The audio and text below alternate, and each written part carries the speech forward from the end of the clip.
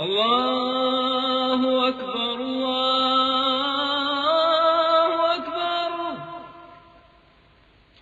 الله أكبر الله أكبر أشهد أن لا إله إلا الله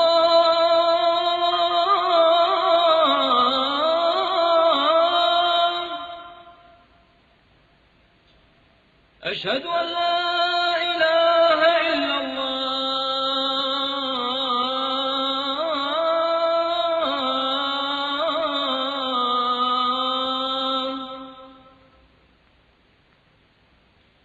أعوذ بالله من الشيطان الرجيم. بسم الله الرحمن الرحيم. يا أيها الذين آمنوا أطيعوا الله وأطيعوا الرسول وأولي الأمر منكم فإن تنازعتم في شيء فردوه إلى الله والرسول إن كنتم تؤمنون بالله واليوم الآخر ذلك خير وأحسن تأويلا.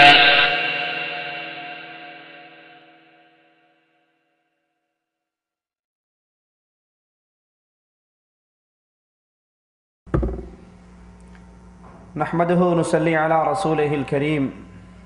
أعوذ بالله من الشيطان الرجيم. بسم الله الرحمن الرحيم.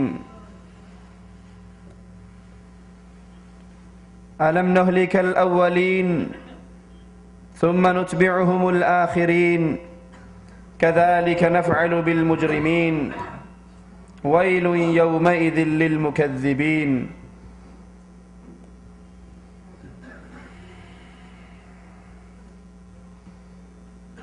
دلوں کی سختی مسلمان کی روح کے لیے خطرناک بیماری ہے. دل کی ہمیشہ دو حالتیں ہوتی ہیں. یا تو یہ دل اللہ کی یاد سے غافل ہو کر پتھر بن جاتا ہے، بے خوف ہو جاتا ہے، نڈر ہو جاتا ہے، اور اس کا سبب رسول اللہ صلی اللہ علیہ وسلم اپنے فرمان مبارک میں بیان فرماتے ہیں کہ جب انسان گناہ کرتا ہے نکتت فی قلبہ نکتۃ سوداء، تو اس کے دل پر ایک سیاہ نشان لگ جاتا ہے. اگر یہ توبہ کر لے اللہ عز و جل اس کے اس سیاہ نشان کو دھو دیتا ہے، اس کے دل کو پاک اور صاف کر دیتا ہے. اور اگر یہ گناہ پہ گناہ کرتا جائے، گناہ کو اپنی عادت بنا لے، تو یہ نقطے اس کی دل کی سیاہی میں تبدیل ہو جاتے ہیں. کلا بل ران علی قلوبہم ما کانوا یکسبون. پھر ان گناہوں کی وجہ سے دل کی سیاہی اس دل کو پتھر کر دیتی ہے. یا دل اللہ کے خوف سے ڈرنے والے، یا دل اللہ کا تقوی اور خوف ان سے نکل جاتا ہے اور وہ گناہ کر کے پتھر ہو جاتے ہیں. پھر ان کے سامنے آیات پڑھیں، ان کے سامنے احادیث سنائیں، ان پر اثر نہیں ہوتا. ایسے دلوں کا علاج کیا ہے؟ جب دل اس کیفیت کا بن جائے، اس حالت میں پہنچ جائے، اس کا علاج اللہ کا قرآن، اس کا علاج قبروں کی زیارت. انسان خود بہت بڑا مفتی ہے، خود سوچے کہ میرے دل کی کیا کنڈیشن ہے. کیا تنہائی میں جب اللہ کی یاد آتی ہے تو میں کچھ نرم پڑتا ہوں یا نہیں؟ قبرستان کو دیکھتا ہوں تو اللہ کا ڈر، تقوی، خوف آتا ہے تو میں دین کی طرف آتا ہوں یا اپنی زندگی پہ گامزن رہتا ہوں؟ یہ دل خود انسان کو بول کر بتائے گا. اور جب دل پتھر ہو جائے پھر اس کا علاج اللہ کے قرآن کی تلاوت. کیونکہ یہ قرآن اتنی عظیم شے ہے. مالک عز و جل بیان فرماتا ہے اگر ہم اس قرآن کو، اس کتاب حکیم کو کسی پہاڑ پہ اتار دیں، لَرَأَيْتَهُ خَاشِعًا مُتَصَدِّعًا مِّنْ خَشْيَةِ اللَّهِ، تو تو دیکھے گا کہ اللہ کے ڈر سے وہ پہاڑ بھی ریزہ ریزہ ہو جائے گا۔ یہ قرآن اگر پہاڑوں پہ اتار دیا جائے تو وہ پہاڑ اس کی اللہ کے ڈر اور خوف کو برداشت نہ کر سکے، اور یہ امانت اتنی بڑی امانت ہے کہ وہ پہاڑ بھی ریزہ ریزہ ہو جائیں، کانپ اٹھے، لیکن یہ انسان ہے جس نے اتنی بڑی امانت کو اپنے کندھوں پہ اٹھا لیا۔ آج کی ہماری گفتگو کا عنوان، اے انسان این دارک غداً، یہ آنے والا کل، اس کل میں تیرا ٹھکانہ کہاں ہے؟ اس کل میں تو اور میں کس جگہ پر ہوں گے؟ کیونکہ عمر کتنی ہی لمبی ہو جائے، بالآخر اس نے ختم ہو جانا ہے۔ عمر کتنی ہی طویل ہو جائے، بالآخر اس عمر نے ختم ہو جانا ہے۔ بالآخر اس عمر نے، اس لمبی زندگی نے آپ کا اور میرا ساتھ چھوڑ دینا ہے، اور پھر اس کا اینڈ، اس کا رزلٹ دو ہی مقام پر ہونے والا ہے، یا تو ہمیشہ کی جنت ہے یا پھر ہمیشہ کی جہنم ہے، یا تو ہمیشہ کی آگ ہے یا ہمیشہ کا سکون ہے۔ یہ قبر کس حالت میں میرا اور آپ کا انتظار کرتی ہے؟ جس حالت میں میں آج اس کو تیار کر رہا ہوں۔ ہم انڈیا پاکستان والے، کھیتی باڑی ہمارے ملکوں میں زیادہ ہوتی ہے، جو بوتے ہیں وہی فصل تیار ہوتی ہے۔ کبھی یہ تو نہیں ہوا کہ کسی نے گندم کاشت کی ہو اور کاٹنے کے وقت اس کی فصل کے اندر چاول کھڑے ہوں۔ جو وہ بوئے گا وہی کاٹ لے گا۔ جو آج اس زندگی کے اندر میں اور آپ کاشت کریں گے، قیامت کے دن اسی کا پھل ہم اٹھائیں گے۔ تو سوچنا یہ ہے کہ میں اور آپ کس چیز کو کاشت کر رہے ہیں، میں اور آپ کس چیز کی تیاری کر رہے ہیں، میں اور آپ اپنی قبر کو کیسی بنا رہے ہیں۔ کیونکہ قرآن حکیم ہمیں دعوت فکر دیتا ہے، یا ایھا الناس ان وعد اللہ حق، اے لوگو اللہ کا وعدہ بڑا سچا ہے، اللہ کا وعدہ حق ہے۔ یہ موت کا وعدہ، دوبارہ اٹھائے جانے کا وعدہ، اس دنیا کو چھوڑ کر گزر جانے کا وعدہ، قیامت کے دن اللہ کے دربار میں پیشی کا وعدہ، ان وعد اللہ حق، یہ وعدہ بڑا سچا ہے، اس میں کوئی شک نہیں، اس میں کوئی شبہ نہیں، اس سے کسی کو فرار نہیں۔ فلا تغرنکم الحیات الدنیا، دنیا کی یہ رنگینیے، دنیا کا یہ آرام، دنیا کے یہ مزے، دنیا کی یہ روشنییں، دنیا کی دل کو بہلانے والی یہ حرکتیں کہیں تمہیں اور ہمیں دھوکے میں نہ ڈال دیں اس موت سے جو موت قریب سے قریب تر ہوتی جا رہی ہے۔ وَلَا يَغُرَّنَّكُمْ بِاللَّهِ الْغَرُورُ، کہیں تم اللہ کے ساتھ دھوکے میں نہ آ جاؤ، کہیں یہ بات تمہاری سمجھ سے نہ نکل جائے کہ کتنی ہی لمبی زندگی گزار لیں، بالآخر ایک دن مرنا ہے اور مر کر اللہ کے دربار میں پیش ہونا ہے۔ ان الشیطان، یہ دھوکے میں کیسے آؤ گے؟ یہ شیطان تمہارے لیے نت نئے منصوبے بنا کر لائے گا۔ ان الشیطان لکم عدو، یہ تمہارا کھلا ہوا دشمن ہے۔ یہ کہے گا اے جہاں میٹھا اگلا جہاں کہ ڈٹھا، کون مرتا ہے کون اٹھتا ہے، بابر عیش کو اس کے عالم دوبارہ نیست۔ مولوی ویسے ہی ڈرانے کی باتیں کرتے ہیں، کس نے مرنا ہے کس نے اٹھنا ہے۔ یہ زندگی بڑی مزیدار ہے، یہ زندگی بڑی میٹھی ہے، یہ بہترین کوٹھی، یہ بہترین مکان، یہ بہترین کاروبار۔ تو مالک کہتا ہے کہیں شیطان تمہیں دھوکے میں نہ ڈال دے، وہ تمہارا دشمن ہے۔ فَاتَّخِذُوهُ عَدُوًّا، تم بھی اس کو دشمن پکڑو، اس کو دوست نہ بناؤ۔ یہ تمہیں بلاتا ہے تاکہ تمہیں اپنی پارٹی میں شامل کر کے ہمیشہ کی جہنم کے اندر داخل کر دے۔ سوچئے، کیا قبرستان آباد نہیں ہو رہے؟ کیا قبریں آباد نہیں ہو رہی؟ کیا مٹی ان کفنوں کو چاٹ نہیں رہی؟ کیا مٹی ان جسموں کو جو مردوں کی صورت میں اس قبر میں دفن ہوتے ہیں، کیا مٹی ان کو کھا نہیں رہی؟ کیا کیڑے لاشوں کو صاف نہیں کر رہے؟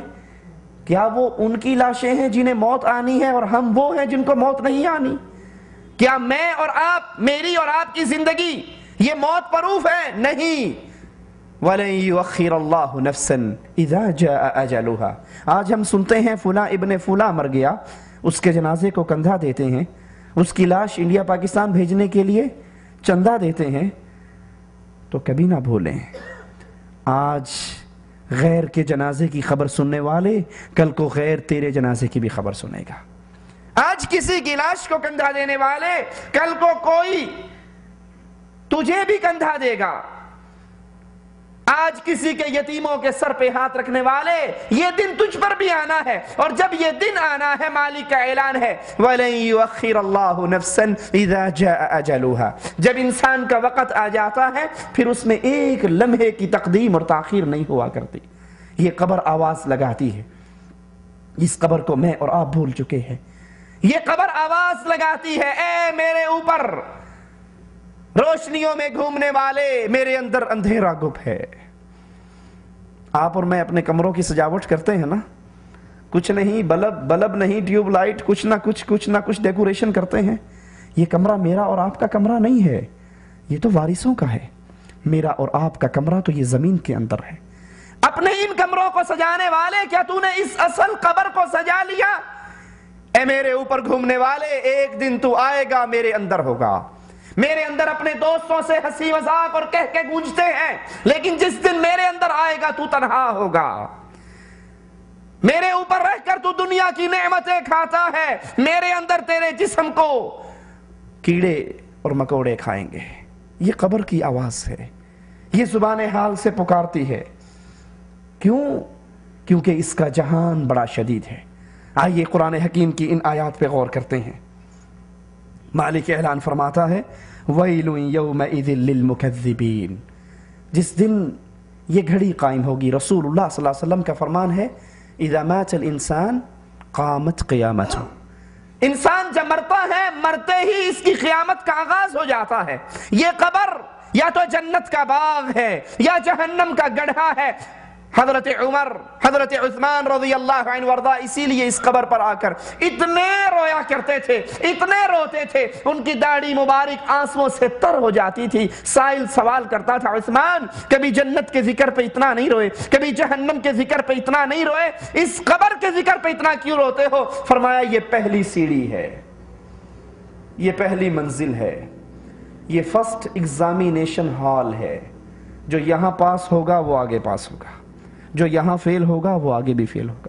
جس کے لیے یہ منزل آسان ہو گئی پھر اس کے لیے قیامت کی ساری منزلیں آسان ہیں، اور جس کے لیے یہ منزل مشکل ہو گئی اس کے لیے ساری منزلیں مشکل ہیں۔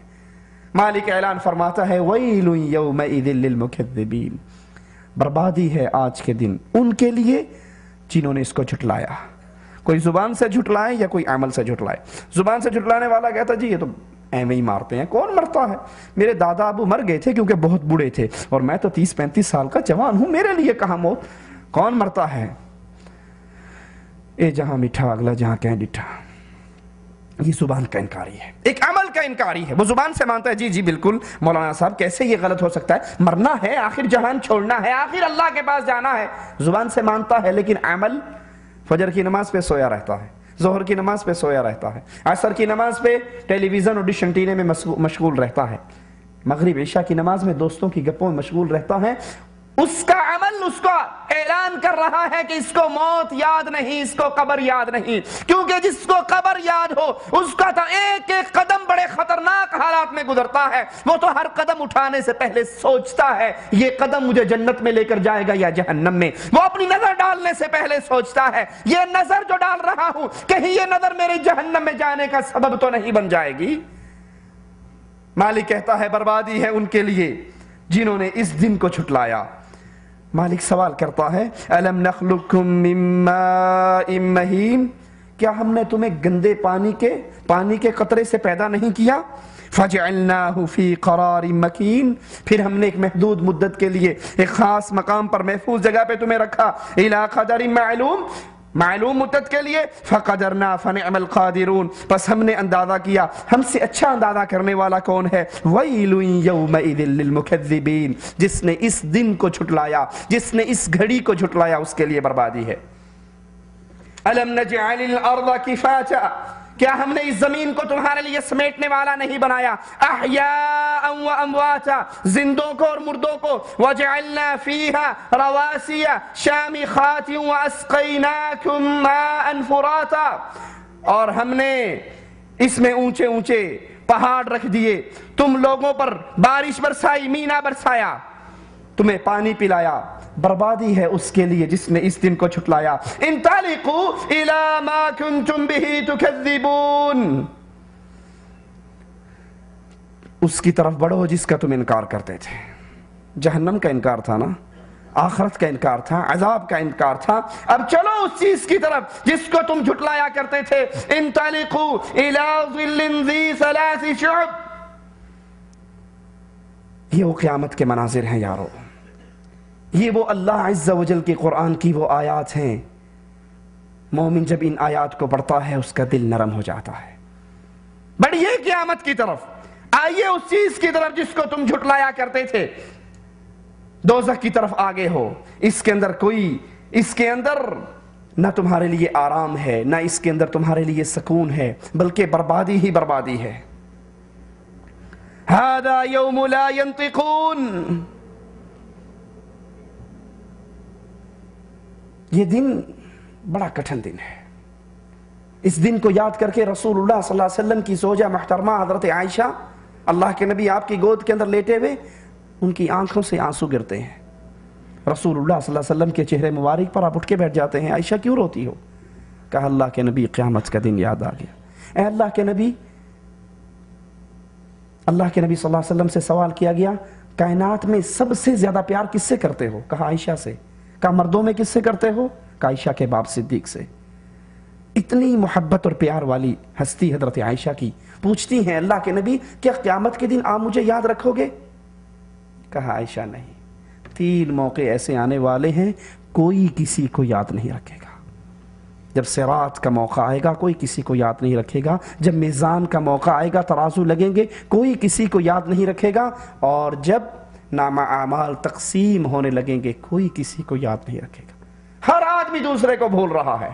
یہ قرآن کی آیات ہیں، یہ رسول اللہ صلی اللہ علیہ وسلم کے ارشادات ہیں۔ یہ وقت جب آئے گا، جب میزان لگے گا، نیکیاں تولی جائیں گی، پھر باپ اولاد سے، اولاد ماں باپ سے، بھائی بھائی سے، بہن بھائی سے، بیوی خاوند سے، ہر ہستی دوسری ذات سے بھاگے گی، فرار چاہے گی۔ یوم یفر المرء من اخیہ وامہ وابیہ وصاحبتہ وبنیہ لکل امرئ منہم یومئذ شأن یغنیہ۔ ہر کوئی دوسرے سے بھاگ رہا ہے، اور ہر ذات، ہر ہستی چاہتی کیا ہے کہ آج ساری دنیا پکڑی جائے، میں اکیلا چھوٹ جاؤں۔ ساروں کو اللہ جہنم میں ڈال دے، نہ باپ کو بیٹوں کی فکر، نہ بھائی کو بھائی کی فکر، نہ دوست کو حبیب کی فکر، ان کا دل چاہ رہا ہے آج سب کو جہنم میں ڈال دیا جائے اور صرف میں بچ جاؤں، صرف میں بچ جاؤں۔ یہ حشر کا منظر ہے، یہ قیامت کے مناظر ہیں، کسی ڈرامے کے سین نہیں ہیں، کسی فلم کے ڈائیلاگ نہیں ہیں، یہ مالک کا کلام ہے۔ رب اعلان کرتا ہے یوم یخرجون من الاجداث سراعا کانہم الی نصب یوفضون۔ یہ عمر جتنی مرضی لمبی گزار لو، بالآخر اس کا اینڈ ہونا ہے اور پھر اللہ کے لیے قیام ہونا ہے۔ جس دن کا منظر مالک بیان فرما رہا ہے، اس دن یہ اپنی قبروں سے نکل کر بھاگیں گے ایسے جیسے شکاری اپنے جال میں شکار کے پھنس جانے کے بعد بھاگا کرتا ہے۔ خاشعة ابصارهم ترهقهم ذلة ذلك اليوم الذي كانوا يوعدون۔ ان کی آنکھیں خاشعة ابصارهم، ان کی آنکھیں جھکی ہوئی، ترهقهم ذلة، اس پہ ذلت چڑھی ہوئی، اپنی دنیا کا ایک ایک عمل یاد آئے گا، اپنی دنیا کی زندگی یاد آئے گی، دنیا میں کیے ہوئے اعمال یاد آئیں گے۔ تو پھر اعلان کیا ہو رہا ہے؟ ذلك اليوم، دنیا کے اندر تو انکار کرتے تھے، دنیا کے اندر تو کہتے تھے کون مرے گا؟ کون اٹھے گا؟ ویسے ہی باتیں ہی کرتے ہیں، ڈرایا ہی کرتے ہیں۔ ذالک الیوم، آؤ یہ وہ دن ہے، یہ قیامت کا دن، یہ حشر کا دن، یہ قیامت کا منظر ہے۔ ذالک الیوم، یہ وہ دن ہے الذی کانوا یوعدون، جس کا تم سے دنیا کے اندر وعدہ کیا جاتا تھا۔ آخرت کے سفر کا تصور کیجئے، قبر کی رات کا تصور کیجئے، امیر ہو یا غریب، چھوٹا ہو یا بڑا، یہ آخرت کا سفر آپ کی اور میری مرضی سے ہونے والا نہیں، اچانک ہوگا۔ جب آئے گی موت اچانک آئے گی، جب آئے گی پھر مہلت نہیں دے گی۔ میرا وقت آئے گی تو کسی اور کو اٹھا کر نہیں لے جائے گی، میرا نمبر ہوگا تو میں ہی اس دنیا کو چھوڑ کر روانہ ہوں گا۔ اس منزل کا ذکر کیجئے، اس منزل کے سفر کو اپنے سامنے رکھیے، جس کا اختتام یا جنت پر یا جہنم پر، دو ہی صورتیں ہیں۔ اور جب یہ لاش چلنی ہے، ایک ایک آدمی کی لاش چلنی ہے، قبر کی طرف چلتی ہے، تین چیزیں اس کے ساتھ ہیں، اس کا مال، اس کا اہل و عیال، اس کے اعمال۔ نہ مال نے اس کے ساتھ جانا ہے، نہ بیگم بچوں نے، نہ بھائی نے، نہ باپ نے، نہ بیوی نے، نہ بیٹے نے، نہ دوست نے، نہ حبیب نے، نہ شریک نے، کوئی اس کے ساتھ نہیں جائے گا، تنہا۔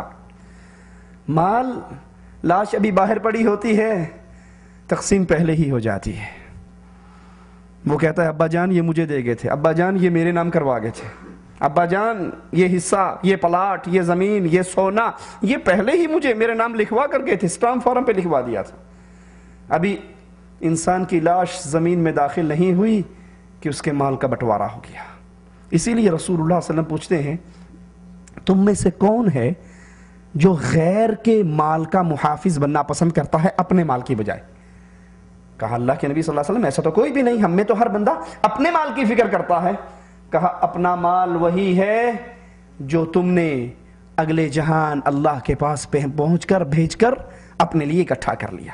اب جو باقی ہے، جو ہی موت کا وقت آئے گا، جو ہی یہ روح اور جسم کے رشتے ٹوٹیں گے، وہ مال تقسیم ہو جائے گا، وہ تمہارا نہیں رہے گا، وہ تمہارے غیر کا بن جائے گا۔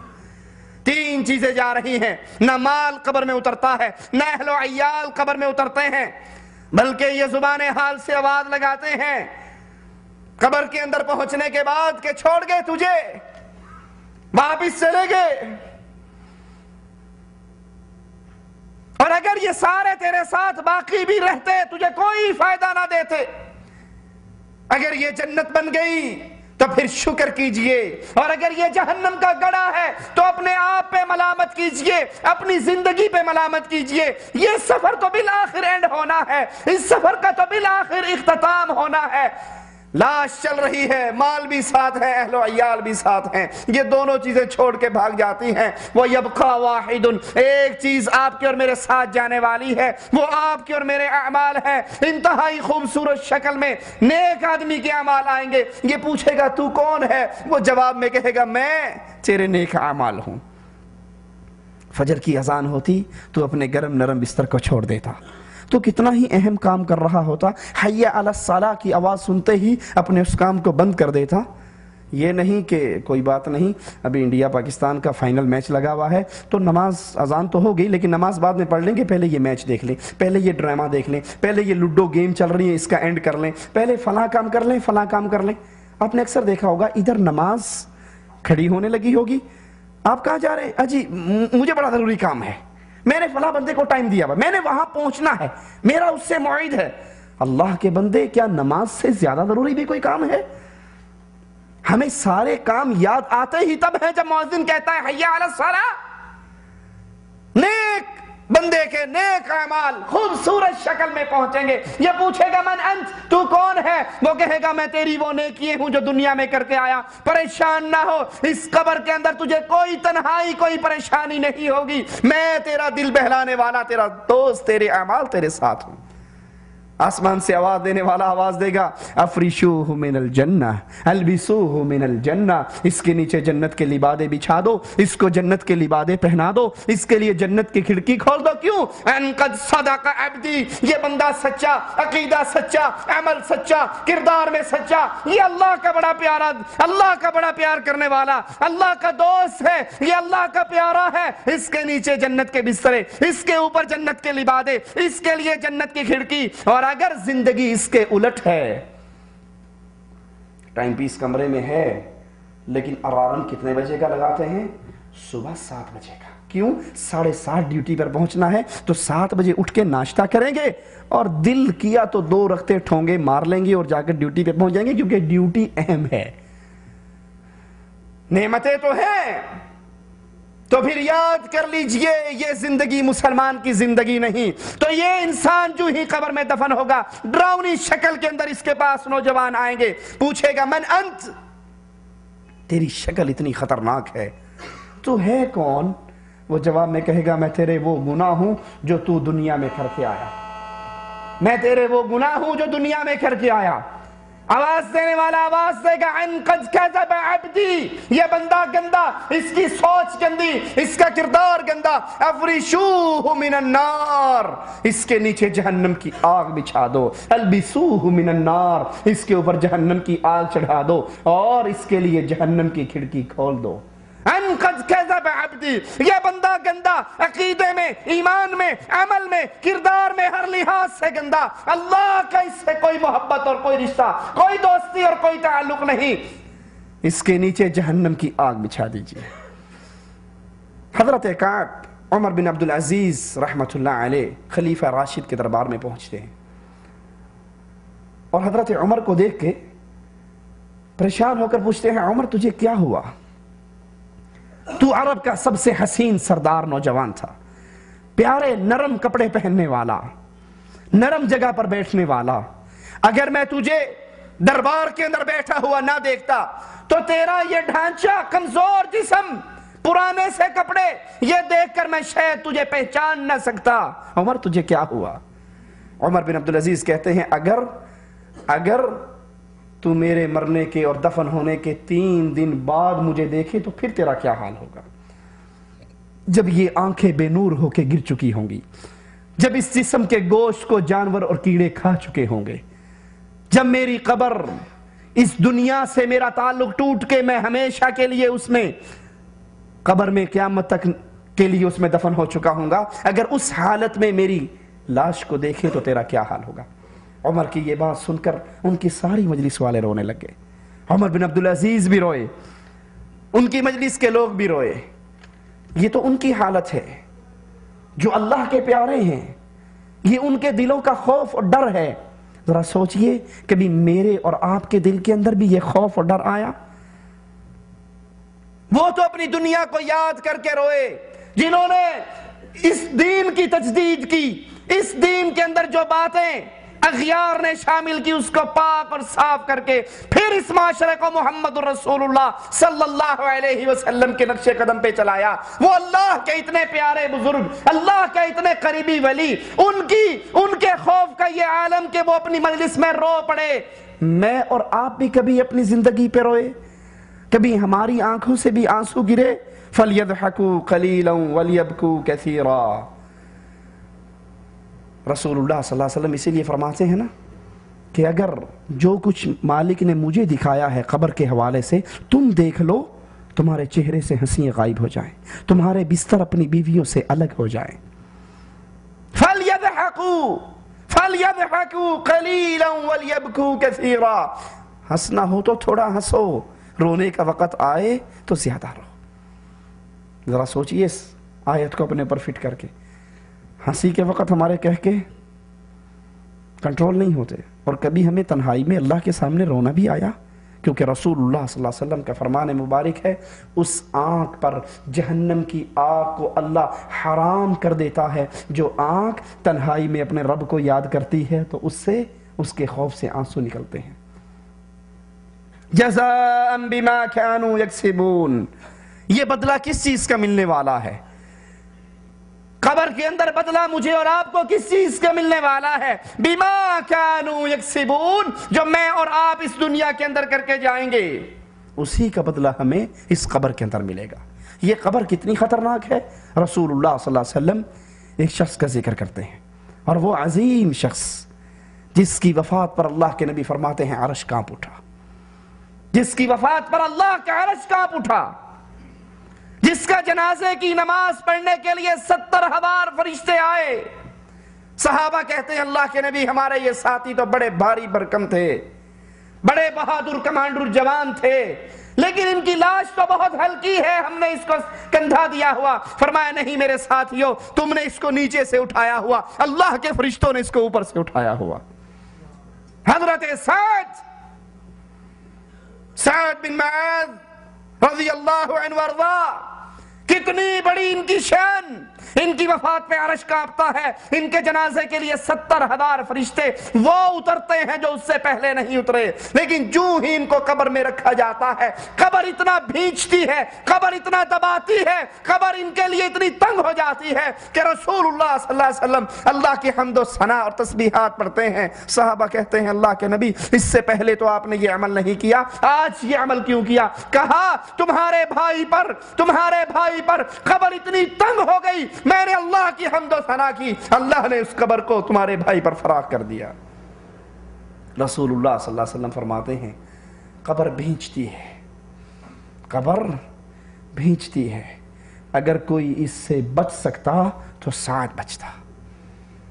اس قبر کے لیے میں نے اور آپ نے کیا تیاری کی ہے؟ اپنے کمروں کے اندر قالین بچھانے والوں، اپنوں کمروں کے اندر اے سی لگانے والوں، منع نہیں ہے، حرام نہیں ہے، حلال ہے دنیا کی نعمتوں سے فائدہ اٹھانا، لیکن یہ عارضی ٹھکانہ ہے اور یہ قبر ایک لمبا ٹھکانہ ہے۔ منزل تو ہماری اللہ کی جنت ہے، اللہ کی رحمت سے، اللہ ہم سب کو اپنی جنت میں اکٹھا فرمائے، لیکن یہ قبر کی منزل، اس کے لیے میں نے اور آپ نے کیا تیاری کی ہے؟ کیونکہ یہ صحابی اتنی عظمت والے اور اللہ کے نبی علیہ السلام کی حدیث سن لی، آپ نے فرمایا اگر اس قبر کے بھینچنے سے کوئی بچتا تو حضرت سعد رضی اللہ عنہ وارضا بچتے۔ حضرت علی آئے، قبرستان میں کھڑے ہوئے، لوگوں کو نصیحت کرنے کا انداز سنیے، کہتے ہیں قبر والو، کیا میں تمہیں تمہاری حقیقت نہ بتاؤں، تمہارا حال نہ بتاؤں؟ تمہارا حال یہ ہے کہ تمہارا مال تقسیم ہو چکا ہے، تمہارا حال یہ ہے، تمہاری پچھلی چھوڑی ہوئی زندگی دنیا کا حال، تمہارا مال تقسیم ہو چکا ہے، تمہاری بیوییں عدت گزار کر نئے شوہروں سے شادی کر چکی ہیں، تمہارے گھروں کے اندر غیر لوگ آ کر آباد ہو چکے ہیں۔ سوچ لیجئے، ایک لمحے کے لیے سوچئے، اللہ اکبر، کوئی دکاندار، کوئی تاجر، کوئی بڑا، کوئی چھوٹا، چھوٹی سی دکان کا مالک بھی ہو، بازار کے اندر اس کا دکان، اس کا کھوکا ہو اور اس کی موت ہو جائے، مر جائے، دکان پہ کاغذ لکھ دیا جاتا ہے آج ہمارے ابا جان بقضاء الہی اللہ کو پیارے ہو گئے۔ کتنے دن بند ہوتی ہے وہ دکان؟ بس ایک ہی دن بند ہوتی ہے، یا بہت زیادہ کوئی کرے گا تو 3 دن کر لے گا، چوتھے دن وارث آ کے اس دکان کو کھول دیتے ہیں یا نہیں کھولتے؟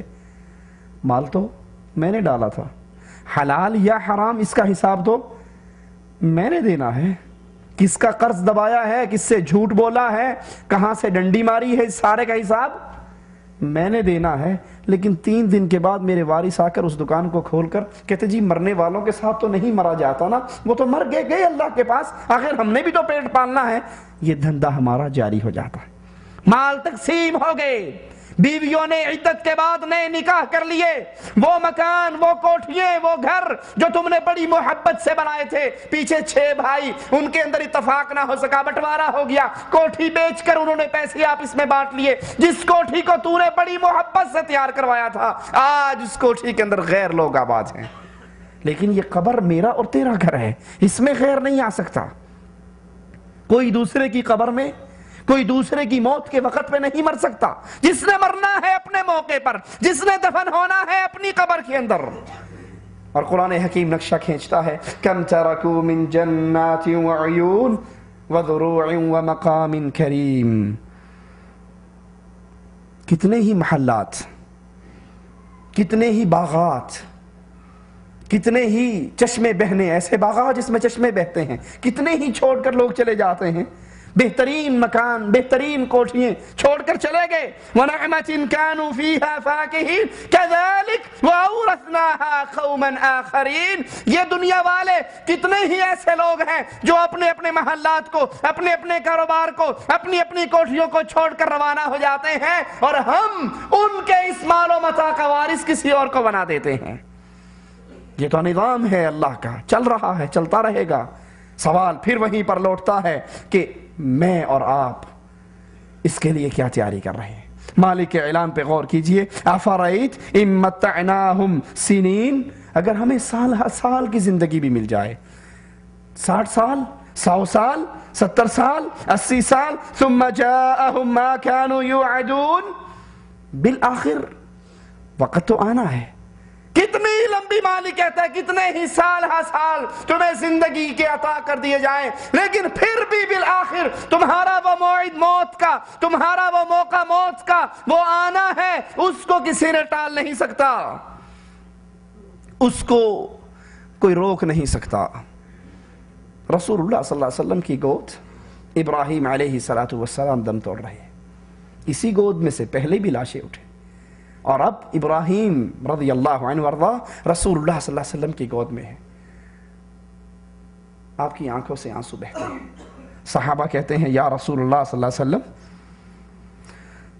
آپ رو رہے ہیں؟ کہا یہ رونا نہیں، یہ تو محبت کا اظہار ہے، یہ تو فراق ہے اپنے بیٹے سے، میرا بیٹا مجھے چھوڑ کر چلا گیا۔ کہا ابراہیم تیری جدائی کے اندر ہم غمناک ہیں، تیری جدائی کے اندر ہم غمگین ہیں، لیکن زبان سے وہی کہیں گے جس سے عرش والا راضی ہوگا، انا للہ و انا الیہ راجعون۔ اللہ کے نبی کی گود کے اندر آپ کا بیٹے فوت ہوتے ہیں، لیکن رسول اللہ صلی اللہ علیہ وسلم ان کو نہ روک سکے، تو اور کون ہے جو اپنی آئی ہوئی موت کو کسی اور کی طرف ٹرانسفر کر دے؟ اور کون ہے جب وقت آ جائے وہ کہے میرا ابھی؟ اسی لیے ابراہیم بن درہم سے کسی نے سوال کیا کہ مجھے کچھ نصیحت کرو، اس نے جو نصیحتیں کی اس میں سے ایک نصیحت یہ تھی کہ جب موت کا فرشتہ ابراہیم بن ادہم کے پاس وہ سائل آ کر سوال کرتا ہے تو اس میں سے اس نے ایک نصیحت یہ کی کہ جب تیرے پاس موت کا فرشتہ آئے تجھے لے جانے کے لیے، تیری روح قبض کرنے کے لیے، تو اسے واپس بھیج دینا، کہنا ابھی میرا پروگرام نہیں ہے، ابھی میں نہیں مرتا، پھر بعد میں کبھی آنا، پھر دوبارہ دیکھیں گے۔ تو اس نے کہا اے ابراہیم بن ادہم یہ کس میں طاقت ہے؟ جب اللہ کی طرف سے فرشتہ آ جاتا ہے پھر تو کسی میں طاقت نہیں، اس آئے ہوئے کو واپس بھیج دے۔ کہا جب آپ کو اور مجھے یہ یقین ہے کہ جوں ہی موت کا فرشتہ آئے گا میں اور آپ اس کو ٹال نہیں سکتے، اگر یہ یقین ہے تو کم از کم اپنی زندگی کو سنوار لے۔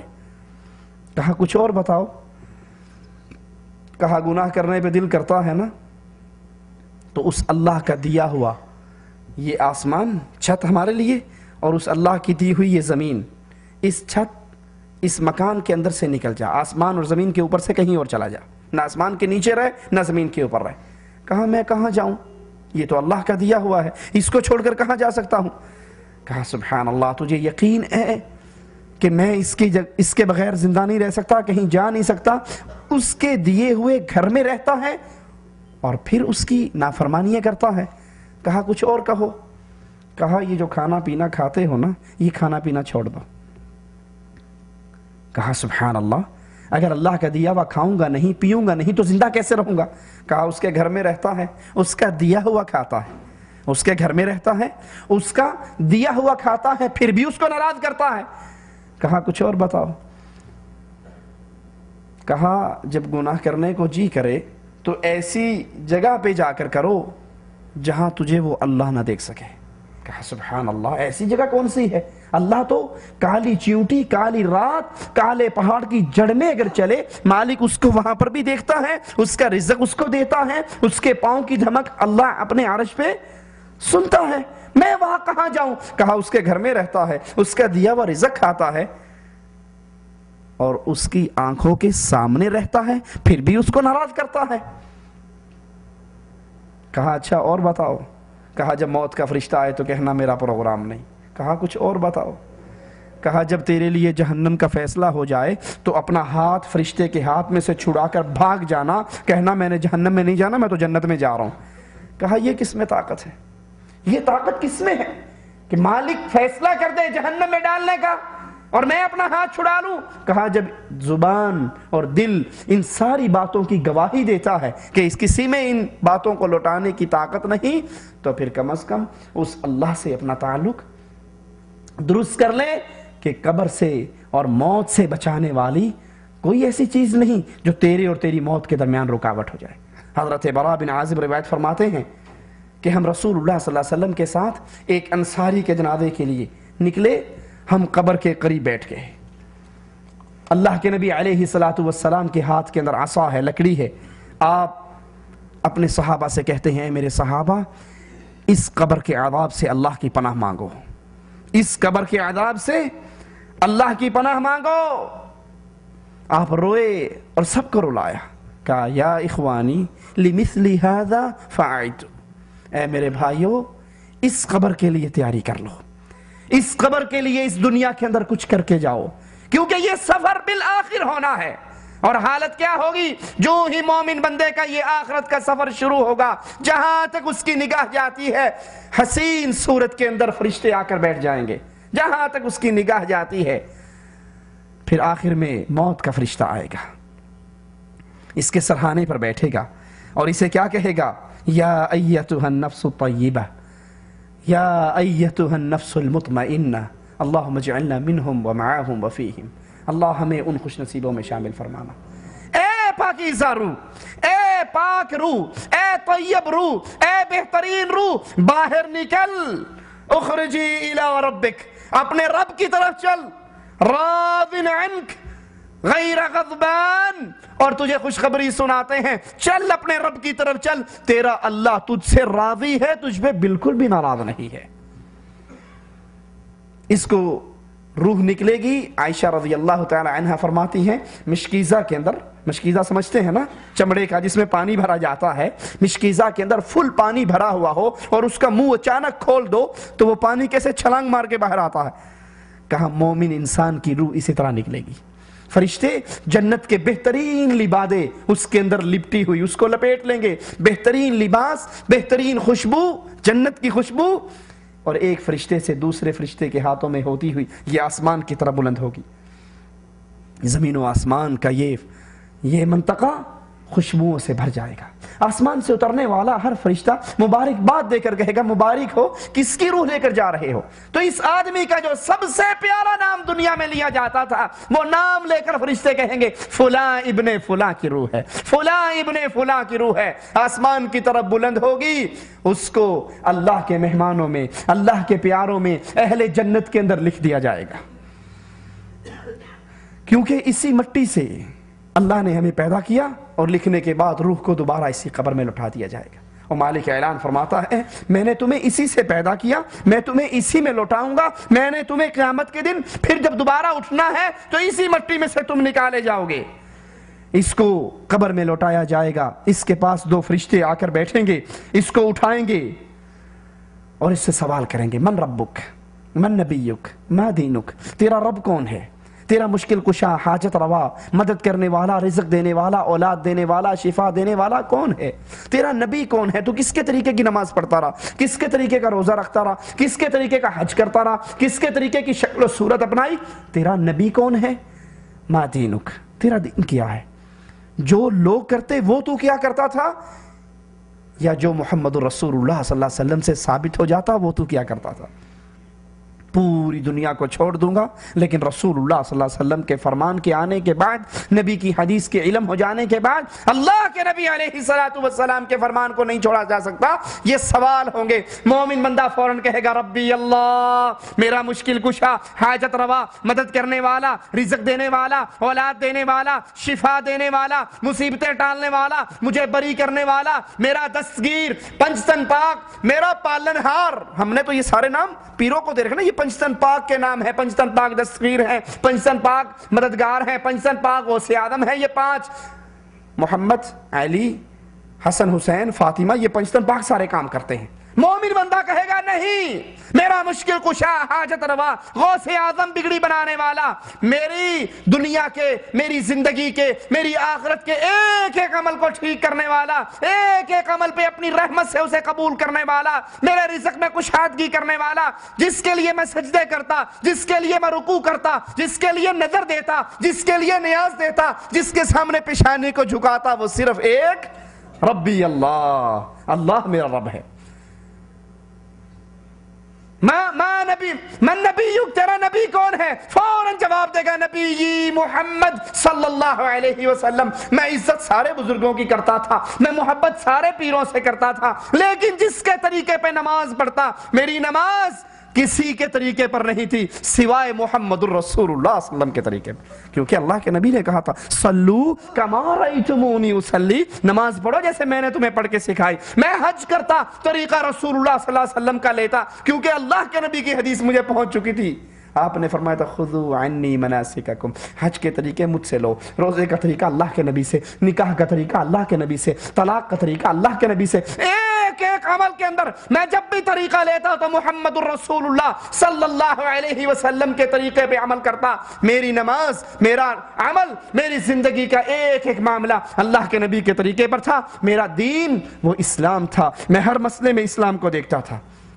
اور جب کافر کی روح نکلے گی، اس کے پاس ڈراؤنی شکل کے اندر فرشتے آ کر بیٹھیں گے اور اس سے پوچھیں گے، جہاں تک اس کی نگاہ جائے گی وہ ڈراؤنے فرشتے اس کے سامنے ہوں گے، اور پھر موت کا فرشتہ آئے گا، اس سے سوال کرے گا، اس سے کہے گا یا ایتھا الروح الخبیث، اے بدکار روح، اے خبیث روح، باہر نکل، باہر نکل، اپنے اللہ کی طرف چل۔ اس حال میں ان ربک علیک غضبان، تیرا اللہ تجھ سے ناراض ہو چکا ہے، اللہ کی ناراضگی کی طرف چل، اللہ کے عذاب کی طرف چل۔ جہنم کے آئے ہوئے لبادوں کے اندر لپٹی ہوئی یہ روح، بدبو سے بھرے ہوئے وہ لبادیں چل رہی ہے، زمین و آسمان کے فرشتوں سے ملاقات بھی ہو رہی ہے۔ آسمان سے اترنے والے فرشتے بد دعا دیتے ہوئے، لعنت کرتے ہوئے کہتے ہیں کس خبیث کی روح ہے، اس کے گندے ترین نام کو لے کر کہا جاتا ہے یہ فلاں ابن فلاں کی روح ہے۔ ان کے لیے، ایسی روحوں کے لیے آسمان کے دروازے نہیں کھلتے، ان کو اہل نار میں لکھ دیا جاتا ہے۔ زمین پہ روح پلٹائی جاتی ہے تو فرشتے اس کے پاس پہنچتے ہیں، اٹھا کر بٹھاتے ہیں، پوچھتے ہیں من ربک، تیرا رب کون؟ وہ کہتا ہے ہاں لا ادری، میں نہیں جانتا، جس کو لوگ کہا کرتے تھے میں اسی کو مشکل کشا مان لیا کرتا تھا۔ من نبیک، تیرا نبی کون؟ وہ کہے گا میں نہیں جانتا، جس کو لوگ کہا کرتے تھے ٹھیک ہے میں بھی اسی طریقے پہ چلتا تھا۔ ما دینک، وہ کہے گا ہاں لا ادری، مجھے تو دین کا بھی نہیں پتا۔ لوگ کہتے تھے جو جہاں لگا ہے ٹھیک لگا ہے، میں بھی کہتا تھا جو جہاں لگا ہے ٹھیک لگا ہے، ایسے کر لو تب بھی ٹھیک ہے، ایسے کر لو تب بھی ٹھیک ہے، 2 + 2 4 بھی ٹھیک ہے، 2 + 2 5 بھی ٹھیک ہے، 2 + 2 6 بھی ٹھیک ہے، جو جہاں لگا ہے، چوری کر رہا ہے وہ بھی ٹھیک ہے، زنا کر رہا ہے وہ بھی ٹھیک ہے، جو جہاں لگا ہے، جو جہاں لگا ہے بالکل ٹھیک لگا، مجھے تو پتا ہی نہیں۔ لیکن یاد کر لیجئے یہ وہ امتحان ہے قبر کا جس میں کوئی سپلیمنٹری نہیں ہے، جس سے کوئی ریٹیسٹ نہیں ہے، جس سے کوئی واپسی کا چانس نہیں ہے۔ یہ دنیا ختم ہو جانے والی دنیا ہے۔ ایک اللہ کا نیک بندہ ایک بہت بڑے محل کے پاس سے، قصر کے پاس سے گزرتا ہے، لوگ بڑے اکٹھے ہوئے ہوئے، وہ پوچھتا ہے کیا بات ہے، کیوں اکٹھے ہیں؟ کہا یہ ایک امیر صاحب نے، ایک بادشاہ نے یہ بنایا ہے، اور وہ کہتا ہے کہ اس میں سے اگر کوئی خرابی بیان کرے گا نا کہ اس محل میں جو اس بادشاہ نے بنایا ہے اس میں فلاں خرابی ہے، اس کو اتنا بڑا انعام دیا جائے گا، یعنی یہ اتنا خوبصورت محل بنا ہے کہ اس میں کوئی خرابی نہیں، اگر کوئی خرابی بیان کرے گا اس کو انعام ملے گا۔ جس کی نظر اپنی قبر کو ٹھیک کرنے پر ہوتی ہے اس کا جواب کیا ہی عجیب ہے۔ اس نے کہا اس محل کو دیکھے اور اس میں داخل ہوئے بغیر میں اس کی 2 خرابیاں بتا سکتا ہوں۔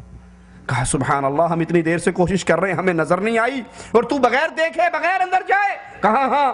کہا کیا؟ کہا پہلی خرابی تو یہ ہے کہ یہ محل ایک دن آئے گا مٹی کا ڈھیر بن جائے گا۔ دوسری خرابی یہ ہے جس نے اتنی محنت سے اس محل کو بنایا ہے وہ بھی فنا ہو جائے گا، دنیا کے اندر نہ اس کی بقا ہے نہ اس محل کی بقا ہے۔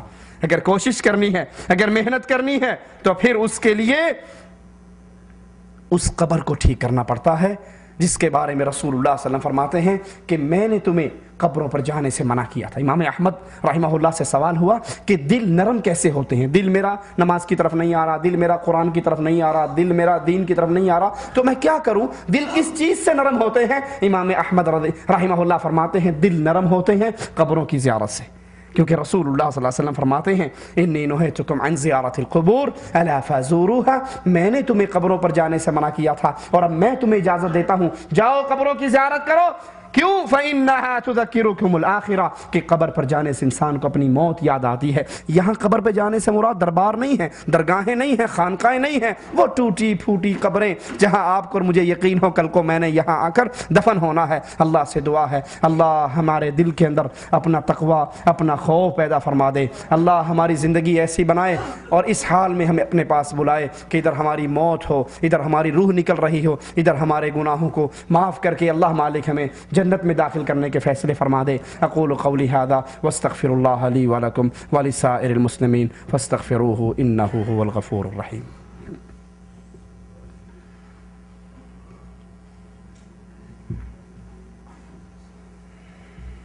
سبحانک اللہم وبحمدک اشہد ان لا الہ الا انت استغفرک واتوب الیک۔